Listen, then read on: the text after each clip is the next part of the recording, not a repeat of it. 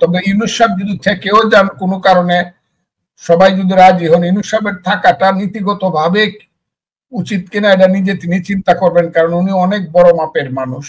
উনার সম্পর্কে কিন্তু অনেক প্রশ্ন উঠে গেছে।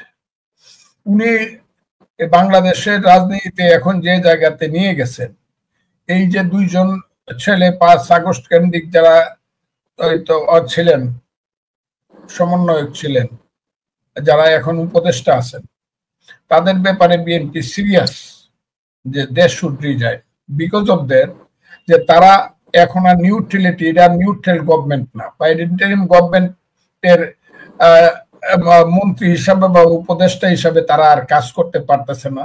তাদের দৈনন্দিন কর্মকাণ্ড প্রতি মুহূর্তে এটা প্রতিভাত হইতেছে যে তারা একটা দল এবং সেই দলের সমস্ত কর্মকাণ্ডের সঙ্গে তারা যুক্ত। সেই দলটার নাম হলো এনসিপি। কাজেই তাদের পদত্যাগ করাই উচিত। আর আমি যেটা প্রথম বলছিলাম, এই কথাটা তখন কেউ বলে নাই ভয়ে, কেউ না বলতো না, আমি বলছিলাম ফজলুর রহমান, বাংলাদেশের ফজলুর রহমান যে লোকটাকে চিনে না, সেই লোকটার উপরে আর্মির সমস্ত দায়িত্ব দিয়ে দেওয়া হইলো। তার নাম খলিলুর রহমান, তার বাপের নাম কি, সে কি করত, আমি মনে করি এটা মস্ত বড় অন্যায় হয়েছে।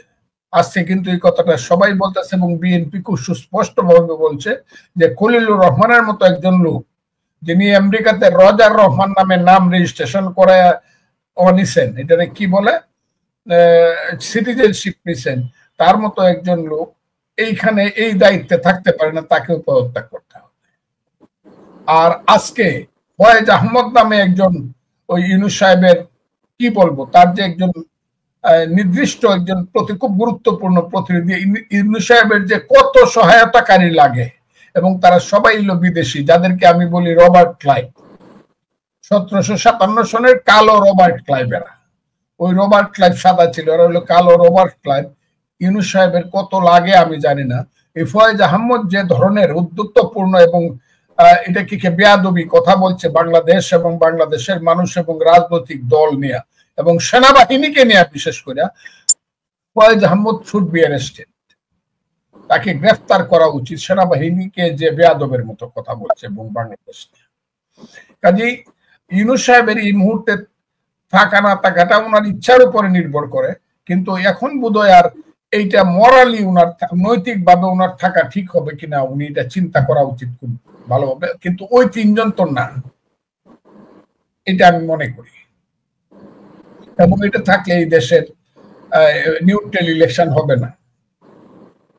এবং আমি মনে করি ওই যে ভদ্র মহিলা, আজকেও দেখলাম সে স্টেটমেন্ট করলো, একজন মহিলা বলে তার সম্পর্কে আমি বেশি বলি না, কিন্তু ওই ভদ্র মহিলা যিনি পরিবেশ মন্ত্রী, যিনি অলরেডি সবচেয়ে বড় ভূমিকা পালন করছেন সেন্ট মার্টিনের ব্যাপারে, এবং উনার দিয়ে মুখপাত্রের কাজ করা ইউনূস সাহেব সবচেয়ে কঠিন সময়ে উনি কথা বলেন, সেই ভদ্র মহিলারও ব্যাপারও চিন্তা করার সময় আসছে। উনি আজকেও তার এত সাহস, উনি বলে ফেলছে আমরা তো বলছি ডিসেম্বর থেকে জুনের ভিতরে ইলেকশন দিব, মানে এত চ্যালেঞ্জ করে। এবং এটা আজকেও বলছে 53 বছরে আমরা পরে কেন আমাদেরকে দায়িত্ব, যে দায়িত্ব আসতে হয়েছে, ওনাদেরকে তো কেউ দায়িত্ব দেয় নাই, ওনারা তো চক্রান্ত করে এখন মানুষ বলে দায়িত্ব নিয়ে নিছে, অথবা ইউনূস সাহেবকে মানুষ সমর্থন করছে দায়িত্বে, আর ওনারা ইউনূস সাহেবের কাজের মানুষ হিসাবে মন্ত্রিত্বে আসছে।